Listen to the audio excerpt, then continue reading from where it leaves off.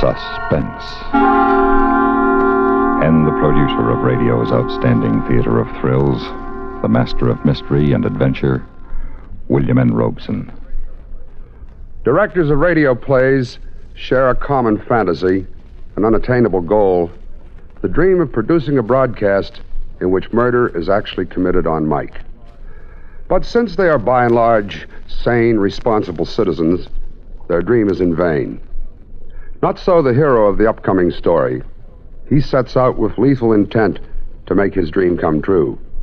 Listen then, as Mr. Raymond Burr stars in Murder on Mike, which begins in exactly 1 minute. Every man has a right to envision his country as he would like it to be. Dreams foster reality. There are many legends describing the broad reaches of our land, like the one they tell about a Kentuckian who was once asked what he considered the boundaries of the United States. Why, sir, on the north we are bounded by the Aurora Borealis. On the east we are bounded by the rising sun. On the south we are bounded by the procession of the equinoxes, and on the west by the day of judgment. Folklore belongs to every nation's legendary past, and I guess we Americans have our share of some tall ones. Like the one about... Oh, but we'll have to save that one for the next time we travel your way. See you then. And now, Mr. Raymond Burr in Murder on Mike, a tale well calculated to keep you in suspense.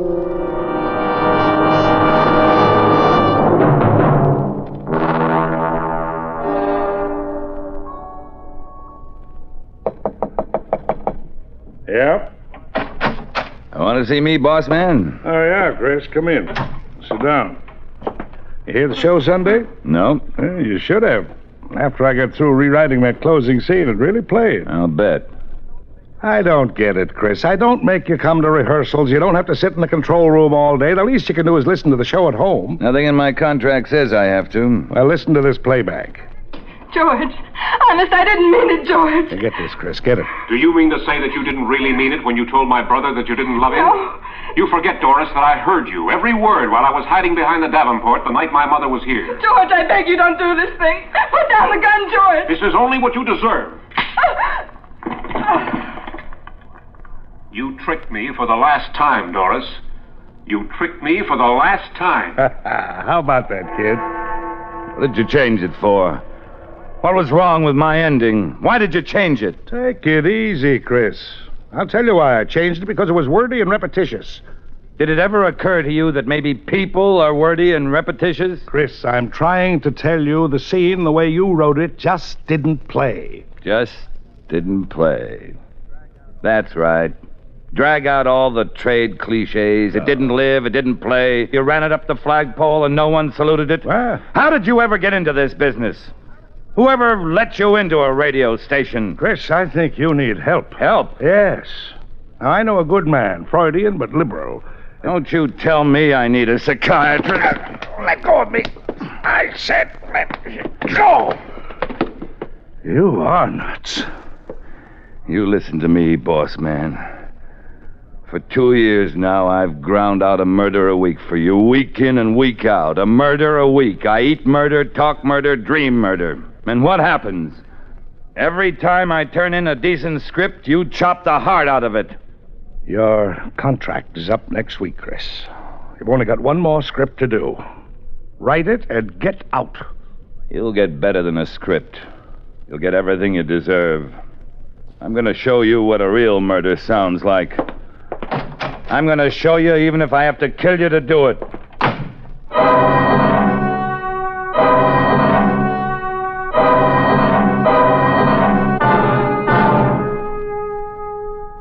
Good evening. This is a recording of an actual murder. Not written, not rehearsed, but well and thoroughly planned. It is respectfully dedicated to Mr. Ken Avery, editor and producer of the radio program Murder, Please. This is my last show, Mr. Avery.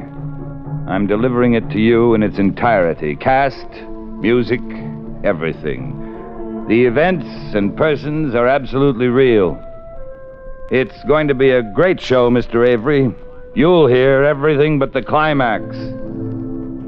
I'm speaking into a microphone concealed in my desk and connected with a hidden tape recorder. A special microphone is attached to my telephone to enable the listener to hear both ends of any conversation. The music you hear is coming from a high-fidelity phonograph at my side.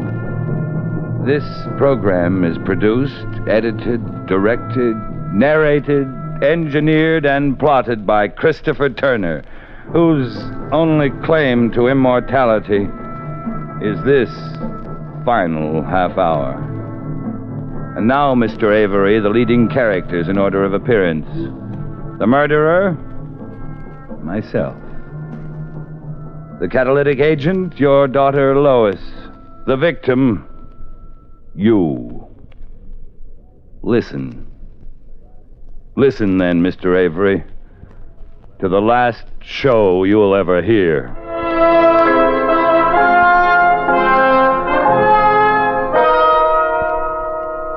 Murder, please.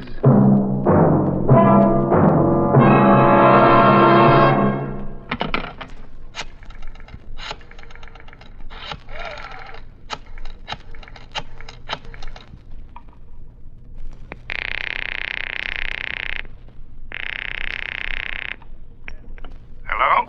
Ken, this is Chris. What do you want? I hate to bother you at home, but I'd like to apologize for the way I acted this afternoon. Accept the apology. Ken, I'd like to talk to you about renewing my contract. How about dropping down to my office? Sorry, Chris, no go. I put up with you for 2 years now. Your temper tantrums, your insults, coming in stewed to the gills. 2 years of it was plenty. I've had it. I see. You won't change your mind? Not a chance. Okay, Ken. Thanks. Thanks for nothing.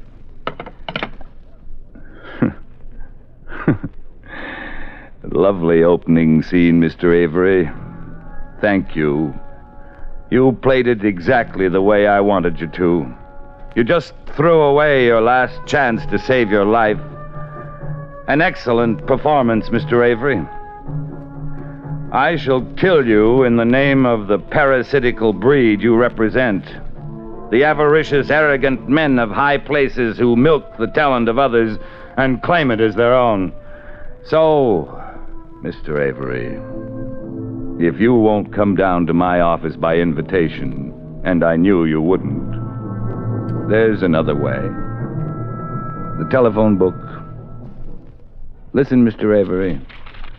The sound of the flipping of pages. Your daughter's phone number. Here we are.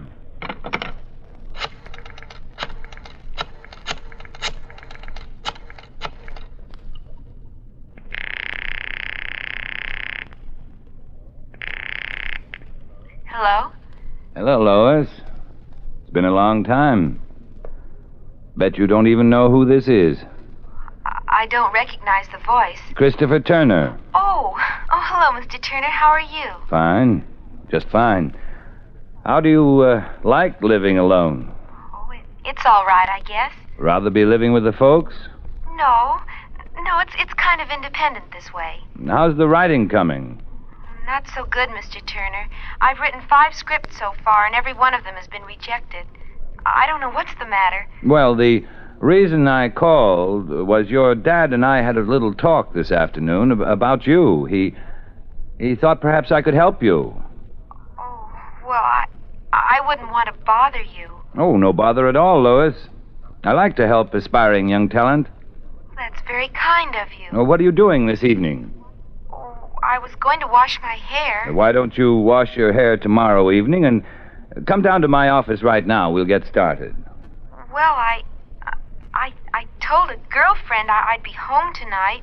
She was going to drop over. Can't you call her and tell her to make it some other night? Here's the point. This is the only free night I'll have this week. Things are sort of piling up.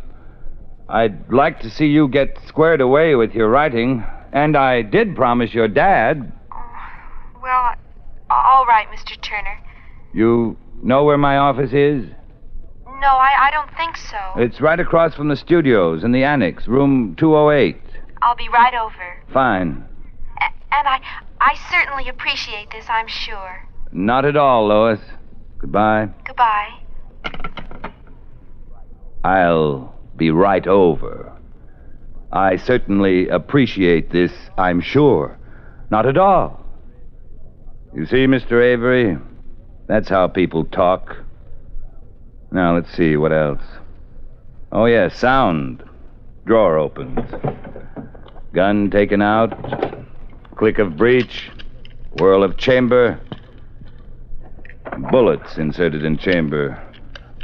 3, 4, 5, and 6. Gun in drawer. Drawer closed. Now we must wait until the... You see, Mr. Avery? Fate is a better dramatist than either of us. Just when things start getting dull, the phone rings. Hello? Hello, Chris. Hank. Oh, hi, Hank. What is this? Old man Avery got you slaving on a round-the-clock basis now? When are you going to tell him to go take a flying leap? I just did that today. No kidding. Well, congratulations. From here, you can't go any place but up. Yeah. Say, Chris, we got a pretty active poker game going on over here. Just room for one more sucker. What do you say? I can't tonight. I'm doing my last show. Well, forget it for one night, why don't you? Live a little. Thanks, Hank, but I can't. I'm coming over and get you away from that typewriter if I have to use force. I can't do it, Hank. The show's next Sunday. Well, I got a script due tomorrow. You don't see me knocking myself out. Let them wait. I'll be right over. Now, listen, Hank, you can't come over here. Don't you get it? Oh. Oh, I'm sorry, Chris. Sure thing. Give her my regards. Anybody I know? Story conference, that's right. Yeah. Well, take it easy, boy. How about lunch tomorrow? Sure thing. Okay, Chris. Goodbye. Bye. That was close. Good scene, though, don't you think, Mr. Avery?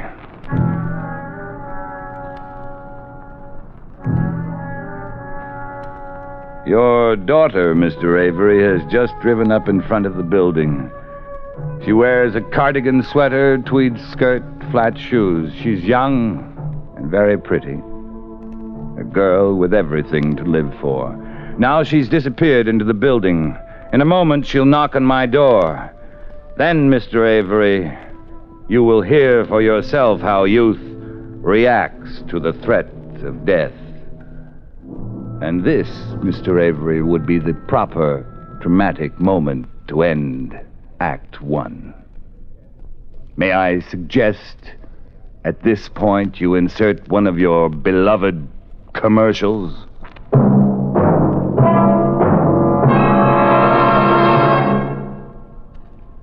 In just a moment, we continue with Suspense.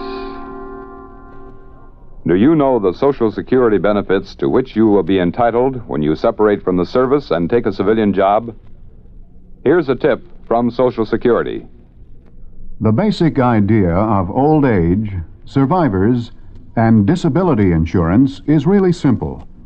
During working years, workers, their employers, and self-employed people pay Social Security taxes. The money is deposited in special trust funds. When earnings stop or are greatly decreased because a worker retires, dies, or becomes severely disabled, payments are made from these funds to replace part of the earnings the family has lost. The amount of the benefit is figured from the worker's average earnings. The total payment can be as much as $254 a month for a family with several members collecting benefits. You can see how important it is for you to know just what the law requires you to do and what benefits it provides for you and your family. For more information, write to Social Security, Department 15, Hollywood 28, California, and ask for a free copy of Booklet 35 called Your Social Security. And now, we continue with the second act of Murder on Mike, starring Mr. Raymond Burr.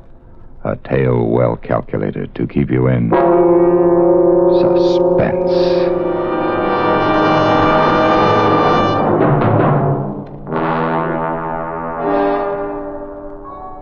Act 2. This is Christopher Turner once again, Mr. Avery, bringing you by transcription the first recording of an actual murder ever made specifically for broadcast. The setting, my office, the music, recorded, the time, night, the victim, yourself. Your daughter has just entered the building, and in a few seconds she'll be knocking on my door. I'm sorry I have to go to such lengths to get you into my office. I'd gladly have killed you in the street, but it's so much more difficult to make a recording there. So concludes the usual resume with which we begin the second act of every Murder, Please program. I hear her footsteps in the hall. Your cue, Lois. Sound. Knock on door. Come in. Hello, Lois. Come on in. Thanks, Mr. Turner. Have a seat. Here, by the desk. This is awfully nice of you, Mr. Turner. I always tell Dad to stop imposing on my behalf, but I guess he'll never learn. You're here because I want you to be here and for no other reason. Now, a cigarette? Oh, no, thanks. This is a nice office you have here. Oh, it serves just a hole in the wall, but quiet. Nothing fancy. Why, I like it. How long have you been writing, Lois? All of my life, but, well, seriously, about 6 months. Oh, what sort of things? Murder, mostly. I hear that's what sells best. True. True, you can usually make more money writing about murder than committing it. So, suppose we just start talking about murder. Maybe something interesting will come out. Now, tell me, why do you think people kill? Well, lots of reasons, I guess. Could you kill? I don't think so. Maybe you could. Here. Here's a loaded gun. Take it. Oh, please put it away. Take it in your hand. No, I'd rather not. Oh, it's very obedient. Won't fire unless you press the trigger. Now, take it. That's it. Now, point it at me. Oh, please, Think now, think. One touch of your finger, and you kill me. One little touch. Very delicate instrument, the trigger. There's a sense of power there. Feel it? I'm afraid. Fear? Yes, but exhilaration, too, like the second drink. Yes, I guess I feel it. You can give it back to me now. Oh, I never held a gun before. Are you afraid of death? Well, sometimes when I think about it. What is death to you? Death? I don't know. No idea? Oh, emptiness, blackness, nothing. Is that so terrible? Yes, because you really don't know. Like the dark. That's it. You don't know any more about death than you do about me. You? Yes. Well, I know you work for Dad. But you've never even spent 1 hour with me. Once at lunch, your father introduced us, yet you came up here alone. Now, how do you know you can trust me? I suppose I don't, really. Look at this gun. Please put it down. It makes me terribly nervous. Do you have any money? A little. How much? $5 maybe, and some change. Give it to me. Here. Now, why did you give me the money? Because you asked me for it. Because you were hoping I'd put down the gun? And if I had said, a kiss, one kiss, and I'll put down the gun, what would you do? I suppose I'd give you... But a kiss, that would be harder to give, wouldn't it? Yes. Kiss me. There. Thank you. Now put down the gun, please.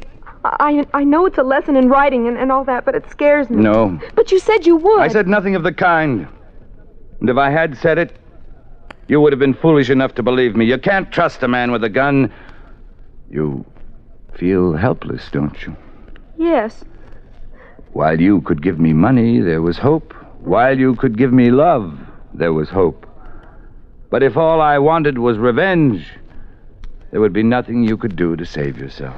Nothing. And if I told you that right now, this moment, I'm going to pull this trigger and blow you to bits, tell me, what would you say? Well, I'd try to talk you out of it. What would you say? I wouldn't know what to say. Then I'd shoot. I'd tell you about the electric chair. Very little threat to a man about to kill. Later, perhaps, when he's running away, then he'll think about consequences, but not now. Now it's only kill. Now, what else? What else would you say? I'd beg him. He wouldn't listen. I'd plead with him. I'd say, please don't kill me. And if he still wouldn't listen? Then I'd die. Yes, you'd die. Mr. Turner, I think I'd better be going. No. We're not even started yet. Well, if you don't put down that gun, I'm going. I don't like it. Sit down. I want to tell you a story. Please, Mr. Turner. Sit down! This is just a sample plot. You can have it if you want to. It's about a writer who had great novels in him, great plays, but he was broke. For the sake of a roof over his head and 3 meals a day, he started turning out radio mysteries.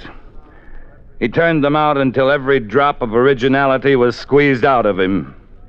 Finally, he realized that he had nothing to leave to the world.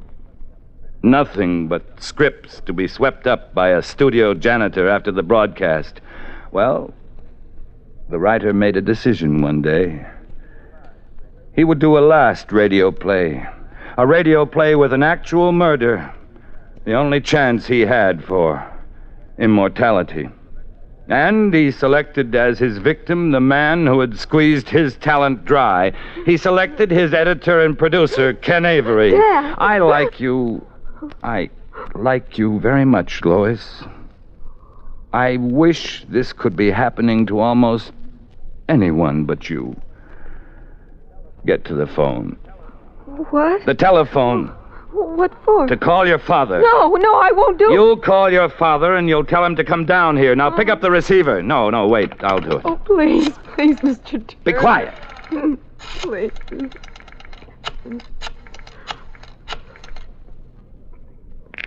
Now take the phone. Tell No. him. It's ringing. Take it. Hello? Hello? Dad? Lois? Lois, what are you calling at this time of night for? Something the matter? Dad, You want him to take you home. You don't feel well. Lois, something is the matter. Where are you? I'm at Mr. Turner's. Turner's? His apartment? His office. I don't feel well. Dad, Come and take me home. come and take me home. I don't feel well at all. Give me the phone. Hello, Ken. What's the matter with Lois, Chris? I don't know. She came up tonight to discuss some scripts she wrote, but she seems to be suddenly taken ill. You'd better come and get her. I'll be right down. Relax, Lois. We haven't got very long to wait. The script is nearly finished.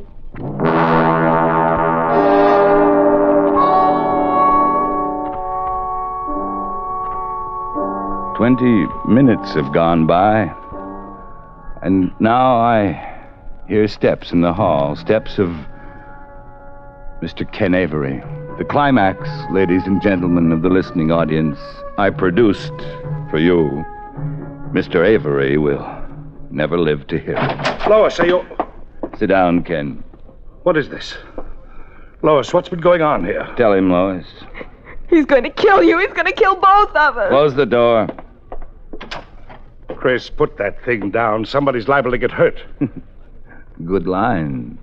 Perfectly in character. The inane cliche from the mouth of the great producer. You see, Ken, everything's being recorded. Your voice, Lois's, mine. Sit down. Recorded for what? Posterity. For the show next week. You'll have the honor of appearing on your own program as the murder victim. Here, let me show you here in the desk. You see? Tape recorder. I've stopwatched every second. It's been running exactly 25 minutes. You always made it a rule to plan the climax for 26:30 so you could have room for a final commercial. Well, that's just what I'm doing. According to my timing, you have about 1 minute and 30 seconds to live. All right, Chris. All right. That's enough of the phony dramatics. Give me that gun before somebody gets hurt. Stand back. I wouldn't want to mistime the climax of the show. This won't make a show. You won't be around to change it, Mr. Avery. The agency wouldn't put this thing on the air. Why not? You telegraphed the ending. Oh. There's no twist. No surprise ending. You told the audience to expect the murder to be successful. But our shows have to have some kind of surprise for the audience, Chris. You know that. Where's the twist? Still the editor right to death's door. All right, Ken, perhaps you can provide the surprise ending that's going to save your life. I don't have to. Oh? You provided the twist yourself, Chris, but you didn't know it.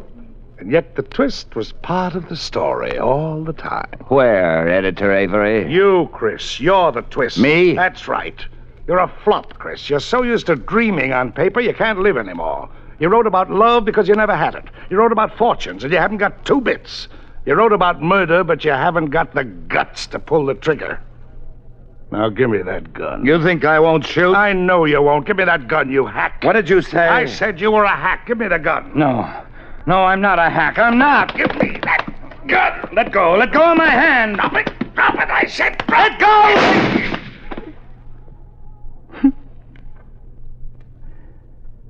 You always have to change the ending.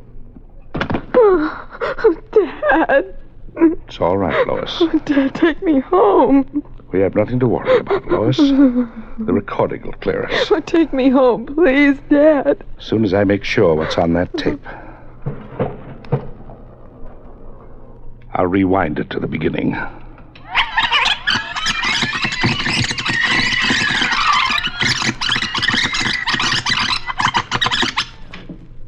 Here we go. Good evening. This is a recording of an actual murder. Not written, not rehearsed, but well and thoroughly planned. It is respectfully dedicated to Mr. Ken Avery, editor and producer of the radio program Murder.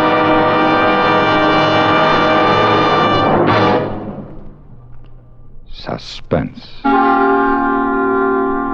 in which Raymond Burr starred in William N. Robeson's production of Murder on Mike, written by S. Lee Pagostin. Listen. Listen again next week when we return with Flesh Peddler, starring DeForest Kelley. Another tale well calculated to keep you in suspense. Supporting Mr. Burr in Murder on Mike were Norma Jean Nilsson, Ann Diamond, Alan Reed, and Byron Kane. Suspense.